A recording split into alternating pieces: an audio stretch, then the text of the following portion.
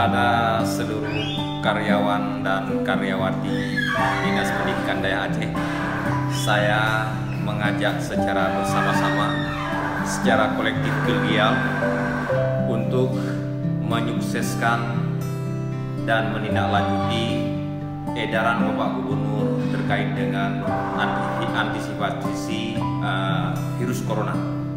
Jadi secara eksternal di luar agar kita menjauhi keramaian, membatasi kontak fisik, dan dinas juga telah membatalkan sejumlah kegiatan-kegiatan yang bersifat mengumpulkan orang.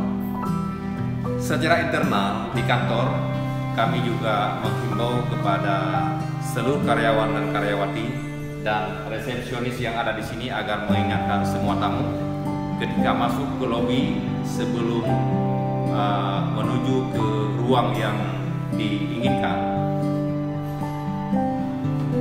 Dinas Pendidikan Daya telah menyiapkan softamen untuk cuci tangan agar cuci tangan baru kita berinteraksi dengan karyawan dan karyawati di sini semua. Saya mengajak semua karyawan dan karyawati Dinas Pendidikan Daya untuk melakukan tindakan-tindakan proaktif dalam rangka memastikan kita selalu dalam keadaan bersih badan, bersih lingkungan, bersih kantor, dan selalu kita upayakan badan kita dalam kondisi yang sehat agar semuanya dalam kondisi baik-baik.